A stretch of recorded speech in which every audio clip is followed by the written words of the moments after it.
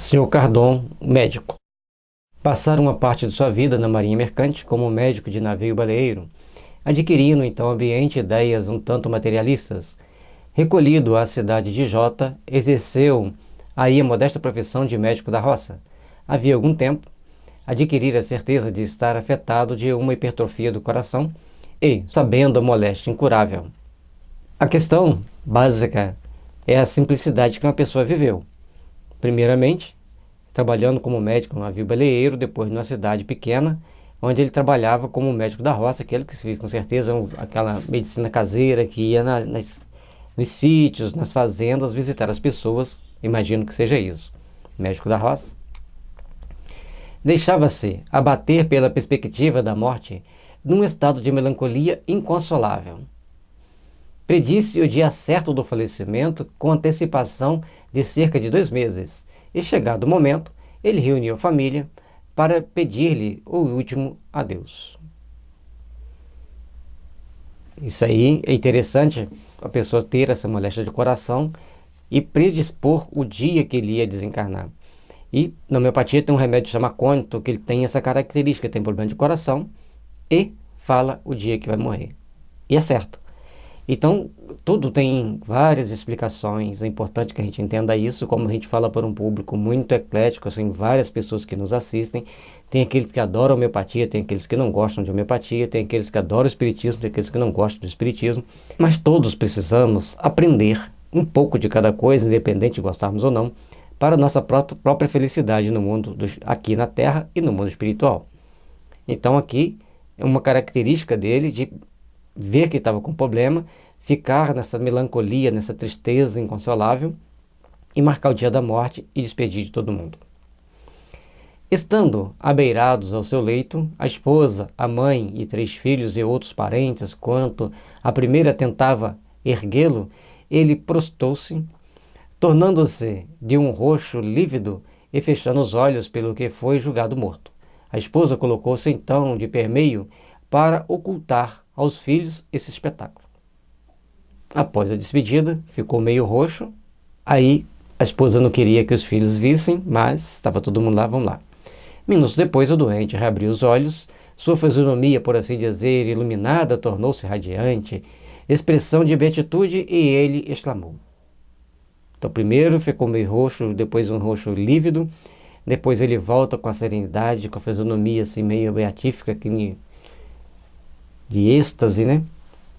Ó meus filhos, belo sublime, ó a morte, que benefício, que coisa suave. Morto senti minha alma elevar-se bem alta, porém Deus me permitiu voltar-se para dizer-vos, não lamenteis minha morte, que é a minha libertação.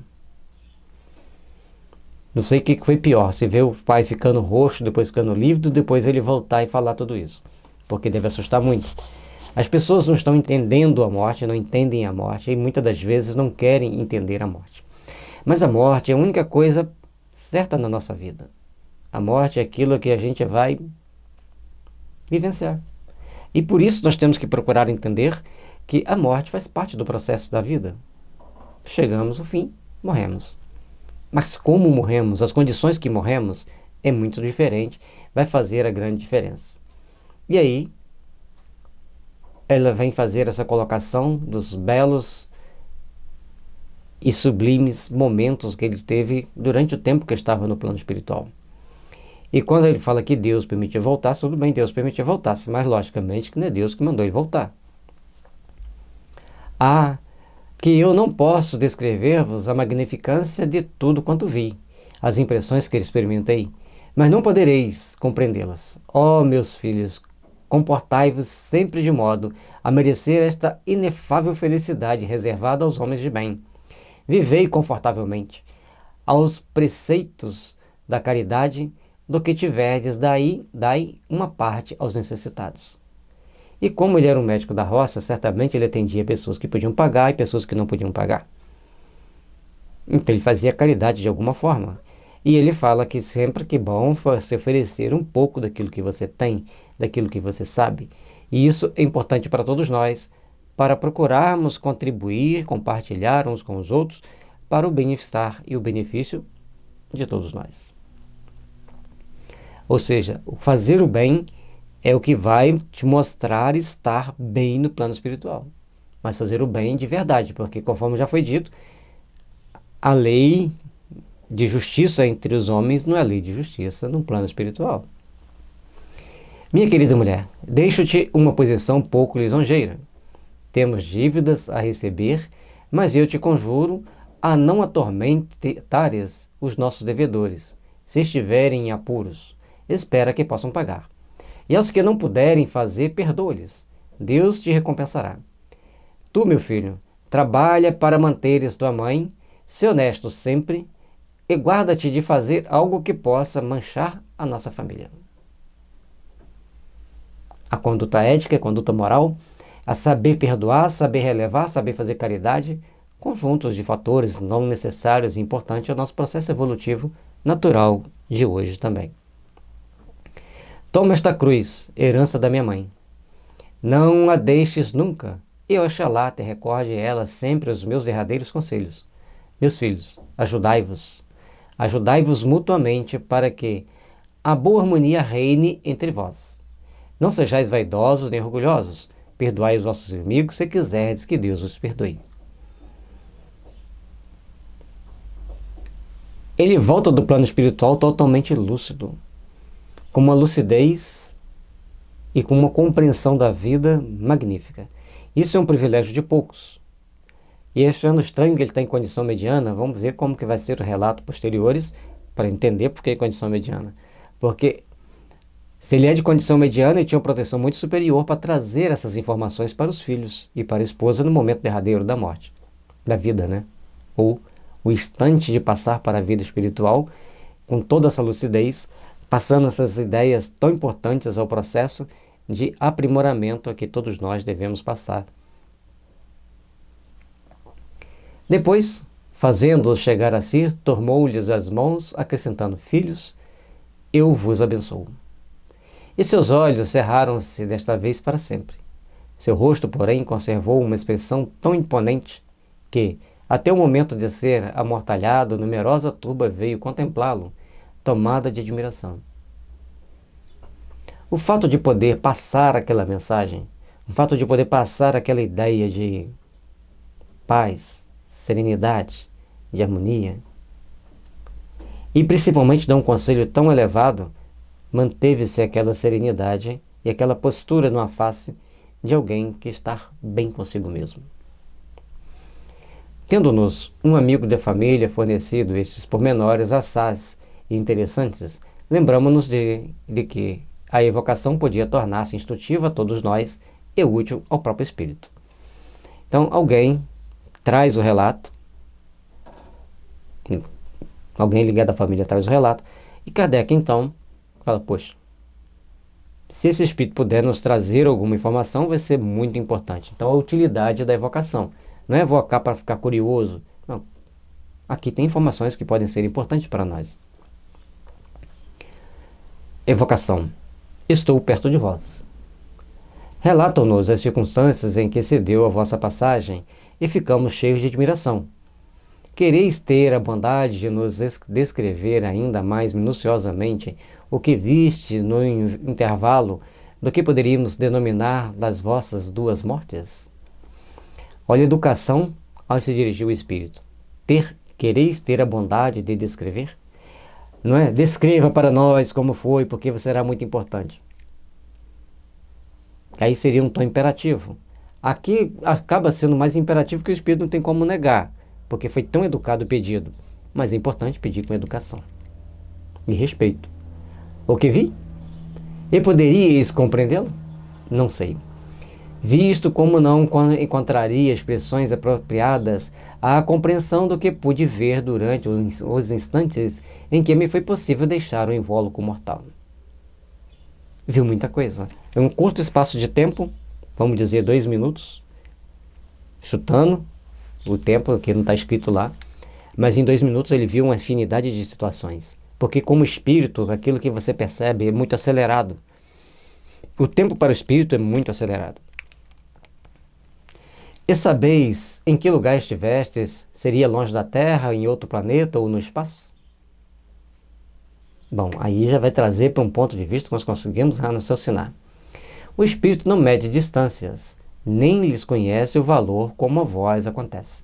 Arrebatado por não sei que agente maravilhoso, eu vi os esplendores de um céu, desses que só em sonho podemos imaginar. Esse percurso através do infinito fazia-se com celeridade tal que eu não pude precisar os instantes nele empregados pelo meu espírito. Foi muito rápido. Foi uma distância que ele percorreu com uma velocidade muito intensa e ele não tinha, então, como descrever as possibilidades, como que ele foi parar lá e que tipo de força o impulsionou. Mas viu coisas maravilhosas. E fruís atualmente a felicidade que entrevistes? Não. Bem desejaria poder fruí-la, mas Deus não deveria recompensar-me de tal maneira. Revoltei-me muitas vezes contra os pensamentos abençoados que o coração meditava, e a morte parecia-me uma injustiça. Para estarmos bem no plano espiritual, não podemos nos revoltar com nada. Isso é importante entendermos. E à medida que ele se revoltou, como por exemplo a presença da morte, a proximidade da morte, as coisas se complicaram para ele, quando chegou no plano espiritual. Então, nós precisamos começar a fazer um conjunto de entendimentos para o nosso próprio bem-estar, de como devemos estar no mundo dos espíritos, como devemos estar no mundo espiritual. E para conseguirmos entender como devemos estar no mundo espiritual, então, para começar, precisamos estar bem nesta vida conosco mesmo, com nossos protetores e com a vida que pulsa em nossas almas. Aceitando as situações, aceitando as condições e principalmente não murmurarmos contra as leis divinas. E como gostamos até mesmo de brigar com Deus. Deus, como fez isso comigo? Como se não fosse nós mesmos que fizéssemos toda a construção do nosso caminho por onde passamos, com as nossas ações passadas e com os nossos condicionamentos atuais nessa vida. Médico incrédulo, eu havia assimilado na arte de curar uma versão profunda à segunda natureza, que é nosso impulso inteligente divino. Para mim, a imortalidade da alma não passava de ficção própria para seduzir as naturezas pouco instruídas, embora o nada me espantasse, maldizendo-o misterioso agente que atuava perenemente. Então, um detalhe importante é que nós temos que procurar entender que ele não entende, que a gente está tentando entender aqui por que ele estava na condição mediana. Então, uma delas, ele não queria saber do espírito. Queria só pensar nas coisas materiais, só entender as coisas materiais, não queria entender as coisas espirituais, tais quais nós devemos procurar entender. E à medida que ele não procurava entender essa parte espiritual, ele ia arcando com as consequências no mundo dos espíritos. Ou melhor, hoje ele, na partir da morte, ele começa a arcar com aquelas consequências. Porque entender, ou pelo menos acreditar que existe um espírito é muito importante para você estar bem no mundo espiritual. E um grande princípio é isso aí. A filosofia desviara-me sem que eu desse por isto uma compreensão da grandeza do Eterno, que sabe distribuir a dor e a alegria para o ensino da humanidade. Quanto mais ele estudava filosofia, que ele se predispunha a estudar, mais materialista ele ficava, porque desviava ele do entendimento, da alegria, da dor, no processo de educação da humanidade. Então nós temos momentos felizes, temos momentos de dor, para nos educarmos, para nos ajustarmos perante as leis, perante a vida, perante Deus. Logo após o definitivo desprendimento, reconheceste o vosso estado? Não. Eu só me reconheci durante a transição que meu espírito experimentou para percorrer até a região. Isso, porém, não ocorreu imediatamente, sendo-me preciso alguns dias para o meu despertar. Então, naquele momento que ele percorre o espaço, ele tem uma perfeita lucidez, ele compreende o estado espiritual que existe, a parte espiritual, que existe as reações, que existe as belezas, as compensações e os castigos. Portanto, ele volta com ideias diferentes, ele começa a mostrar para a família a importância do perdão, a importância da caridade, a importância da honradez. Ou seja, ele começa a ver que existe compensação para quem leva uma vida digna. Deus concedera-me uma graça em razão do que vos vou explicar. Então, para que ele tivesse aquele momento de lucidez espiritual, ele estava ali explicando por que Deus deu aquela graça para ele. Por que Deus lhe ofereceu aquela oportunidade. A minha primitiva descrença não mais existia. Então aquele ser extremamente materialista, revoltado, deixou de existir naqueles momentos finais. Vamos ver. Tornara-se crente antes da morte, depois de haver cientificamente sondado com gravidade a matéria que me atormentava, de não haver encontrado ao fim das razões terrestres senão a razão divina, que me inspirou e consolou, dando-me coragem mais forte do que a dor. Então, naqueles momentos finais, ele começa a fazer uma série de reflexões e ver a parte científica da matéria comparada com a científica divina, e ele chegou à conclusão que existia algo mais. Que existia um Deus, que existia uma razão para o sofrimento, que existia uma razão para tudo. E aí ele passou a ter mais coragem, e a coragem passou a ser mais forte do que a dor. Isto é muito importante, essa coragem que normalmente as pessoas passam a ter. Assim, bendizia o que amaldiçoara. Passou aquilo que ele amaldiçoava sempre, ele passou a bendizer, passou a agradecer. Encarava a morte como uma libertação. À medida que ele começa, então, a entender que existia o plano espiritual, ele viu que a morte era apenas a libertação de um cativeiro, desde que seja uma morte natural. A ideia de Deus é grande como o mundo. Oh, que supremo consolo na prece, que nos enternece e comove. É o elemento mais positivo da nossa natureza imaterial. A prece é levar o pensamento aos céus. É o elemento mais positivo da nossa alma e para a nossa alma. Elevemos aos céus o nosso pensamento a Deus, rogando-lhe as bênçãos do amor, as bênçãos da proteção, da misericórdia e da paz. Porque somente assim encontraremos a disposição íntima desse encontro nosso com Deus.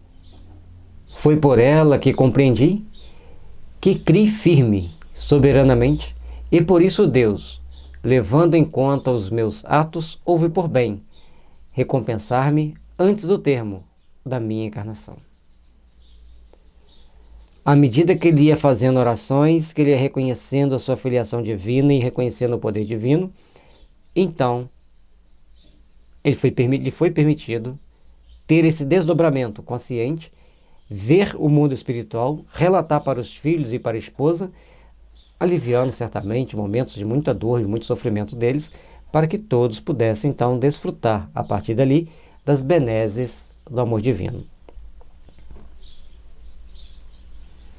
Poder-se-ia dizer que estivestes morto nesta primeira crise? Sim e não.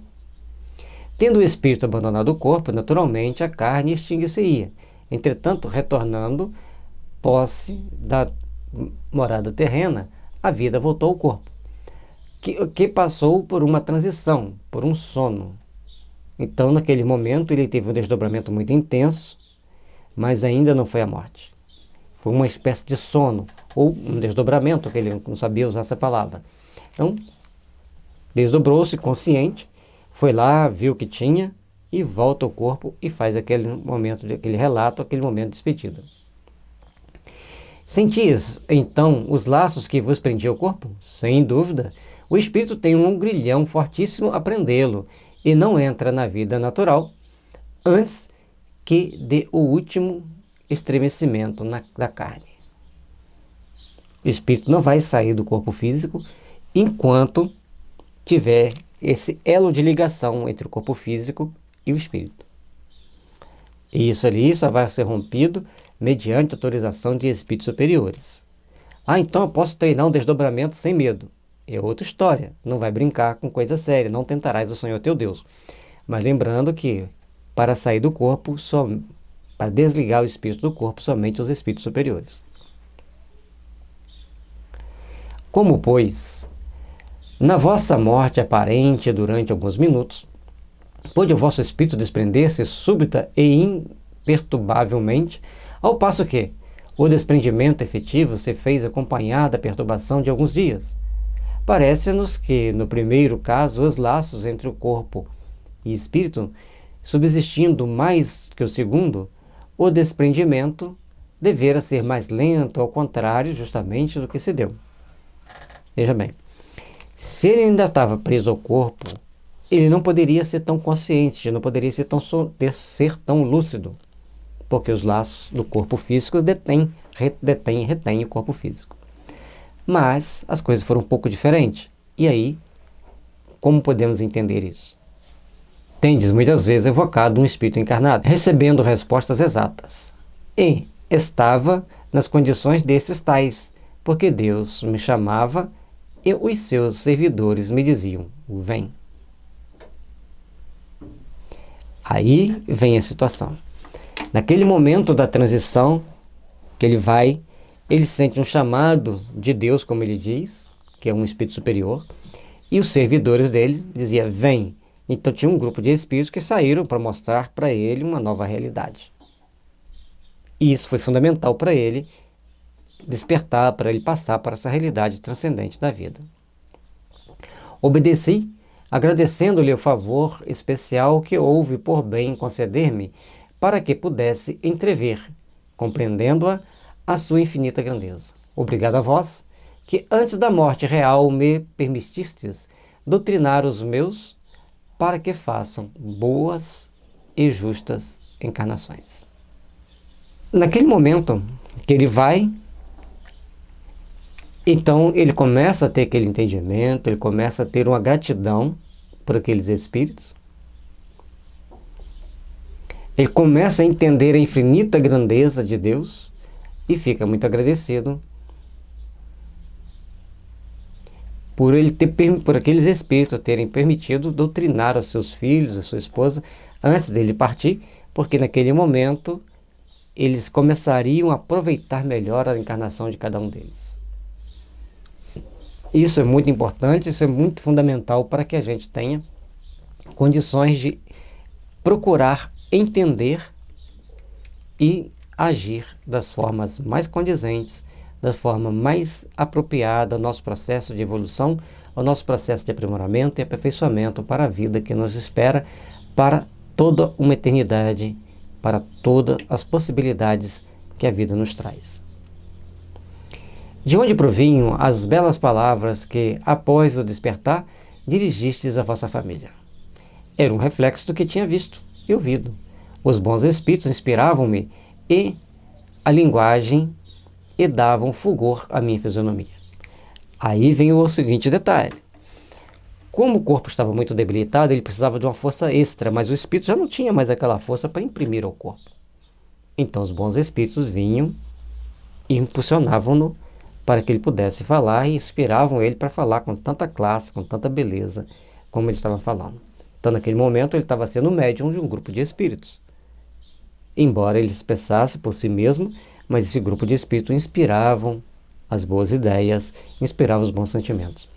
Certamente que essa pessoa, quando o médico no navio e quanto o médico na roça, ajudou as pessoas de coração, gostava de ajudar, fazia com amor, fazendo jus a essa ajuda que ele teve no final da sua vida, nos finais dos seus tempos. Que impressão julgais ter a vossa revelação produzida nos assistentes, notadamente nos vossos filhos? Surpreendente? Profunda? A morte não é mentirosa. Os filhos, por mais ingratos que possam ser, curvam-se sempre à encarnação que termina. Se pudéssemos penetrar o coração dos filhos junto de um túmulo entreaberto, vê-lo-íamos apenas palpitar de sentimentos verdadeiros, sinceros, tocados pela mão secreta dos espíritos que dizem em todos os pensamentos. Então, os filhos, por mais ingratos que sejam, na hora que o túmulo está ali entreaberto, eles vão palpitar os verdadeiros sentimentos. Vão começar um verdadeiro despertar para novas realizações, para novas realidades. E cada um vai saber ver em si mesmo aquilo que precisa entender e compreender no sentimento dos outros. na caminhada que tem perante os outros. Tremei, se duvidais. A morte é a reparação à justiça de Deus, e eu vos asseguro, em que pese aos incrédulos, que a minha família e os meus amigos creram nas palavras por mim pronunciadas antes da morte. Eu era, ao demais, intérprete de um outro mundo. Portanto, naquele momento final, quando o Espírito passa aquela mensagem, a família e os amigos tremeram e creram, por mais incrédulos que fossem, porque está diante da morte. E diante da morte, as pessoas fazem grandes retrospectivas. Por mais estróina que a pessoa seja, por mais perdulário, por mais pilantra, por mais mau caráter, diante da morte, a pessoa treme nas bases, com raríssimas exceções. E esses espíritos, então, naquele momento, ele faz uma grande retrospectiva, importante ao seu processo de reajustamento no mundo espiritual. E ele estava sendo um intérprete de um mundo em que todos nós temos curiosidade de saber, todos nós temos curiosidade de entender. Isso foi fundamental para ele. Dizendo, não gozardes da felicidade entrevista, pode inferir-se que sejais infeliz? Não, uma vez que me tornei crente antes da morte, e isto de coração e consciência. A dor acabrunha nesse mundo, mas fortalece sob o ponto de vista do futuro espiritual. Notai que Deus teve em sua conta as minhas preces e a crença nele depositada em absoluto. Então, ele não está sofrendo. Ele não é um espírito infeliz, mas também ele não é feliz. Mas a conversão dele nos últimos momentos, ele acreditar em Deus, ele passar a ter a confiança de um Deus justo, bom, misericordioso, esse fortalecimento foi importante para ele.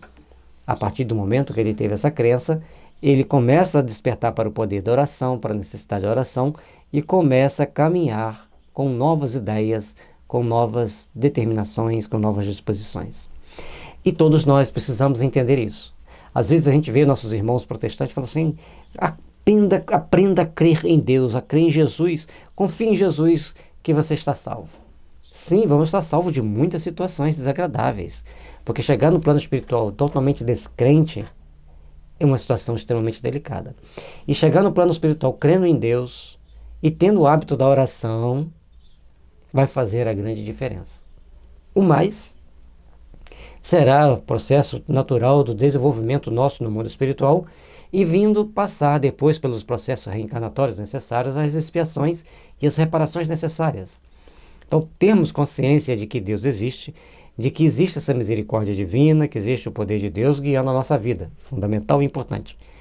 Mas saber que teremos que arcar com a responsabilidade da nossa consciência, corrigindo-nos e vigiando-nos para que não venhamos a cometer determinadas reações negativas que nos prejudicam aqui na Terra. É fundamental. Então, a crer e modificar intimamente a nossa postura é fundamental para a nossa entrada no mundo espiritual. Estou firme no caminho da perfeição e chegarei ao fim que me foi permitido lobrigar. Orai, meus amigos, por este mundo invisível que preside os vossos destinos. Esta permuta fraternal é de caridade, é a alavanca que põe em comunhão os espíritos de todos os mundos. O mundo espiritual é a realidade. O mundo espiritual é aquele que vai nos conduzir, aquele que vai nos guiar, aquele que vai nos orientar por caminhos redentores. O mundo espiritual é aquele que vai nos dar o norte onde precisamos chegar. O mundo espiritual é aquele que vai gerenciar as nossas existências futuras, a nossa possibilidade de aperfeiçoamento, de melhoria. Por isso, precisamos então estabelecer as metas do padrão evolutivo de crescimento espiritual que nos norteia a vida, com sinceridade e com amor, com respeito e com solidariedade. Acaso quererias dirigir algumas palavras à vossa mulher e filhos? Peço-vos a todos os meus que acreditem no Deus poderoso, justo, imutável, na prece que consola e alivia, na caridade que é a mais pura prática da encarnação humana. Peço-lhes que se lembrem de que, do pouco também se pode dar, pois o óbolo do pobre é mais meritório aos olhos de Deus, desse Deus que sabe que muito dá um pobre, mesmo que dê pouco. A caridade, cantada em verso e prosa pelos espíritos bons, é de fundamental importância para o nosso processo de despertar no mundo espiritual. A caridade é de fundamental importância para o nosso compreender, para a nossa autoiluminação, para o nosso autoaperfeiçoamento, perante as vicissitudes da vida, perante as esperanças que a vida tem para nós. Procuremos, pois, trabalhar intimamente para o fortalecimento íntimo, para o fortalecimento do nosso coração, do nosso sentimento, frente ao Pai. E comecemos a entender a importância da caridade. Que você dê 10 centavos, mas dê de coração. Que você dê um pão, mas dê com amor. Que você dê um copo d'água, mas dê em nome do Senhor. Façamos, pois, da nossa oportunidade aqui na Terra uma bênção de luz, aproveitando os momentos para fazermos a caridade, para fazermos as nossas doações, para fazermos o bem que está em nossas mãos. Trabalhemos intimamente pela redenção do nosso espírito. Trabalhemos intimamente pela redenção espiritual que deve nos impulsionar à existência. Um rico precisa dar muito, e repetidamente, para merecer outro tanto. O futuro é a caridade e a benevolência em todos os atos, em considerar que todos os espíritos são irmãos, sem se preocupar, jamais, com as mil pueris vaidades da terra. Portanto, saibamos ajudar, saibamos colaborar. Como ele disse, o rico precisa dar muito e constantemente, mas os pobres, qualquer pouco que doar, mas que doe também com amor. Logicamente, que doar muito, doar pouco, o sentimento que colocamos naquele ato, a renúncia que colocamos naquele ato é de fundamental importância. E que nada se compara à alegria celestial, portanto, as pueris vaidades da terra devem ser esquecidas, abandonadas e renunciadas em prol do bem que devemos fazer para os nossos semelhantes. Tereis rudes provações, querida, amada família. Aceitai-as, porém, corajosamente, lembrando-vos de que Deus as vê. Repeti a miúde esta prece: Deus de amor e bondade, que tudo faculta e sempre dá-nos força superior a todas as vicissitudes. Torna-nos bons, humildes e caridosos, pequenos pela fortunas e grandes de coração. Permite seja espírita o nosso espírito na terra, a fim de melhor te compreendermos e te amarmos. É importante trabalharmos intimamente para colocarmos em prática esse sentimento de amor em nossas vidas. É importante colocarmos em prática essa luz que ilumina nossos corações. E o Deus de amor, o Deus de misericórdia, virá em nosso caminho, fortalecendo-nos cada vez mais. Deus de amor e bondade, que tudo faculta e sempre dá-nos força superior a todas as vicissitudes. Torna-nos bons, humildes e caridosos, pequenos pela fortuna e grandes de coração. Permite seja espírita o nosso espírito na terra, a fim de melhor te compreendermos e te amarmos. Seja teu nome emblema de liberdade. Ó meu Deus, o Consolador de todos oprimidos, de todos os que necessitam amar, perdoar e crer. Cardão, Senhor de amor e de misericórdia, impulsiona-nos, ilumina-nos, ampare-nos. Senhor das luzes, olhai para essa humanidade, olhai pela nossa nação, olhai pelos nossos dirigentes.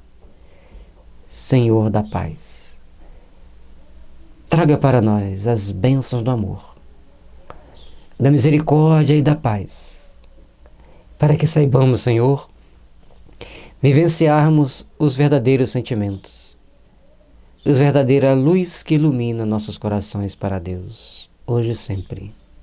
Que assim seja.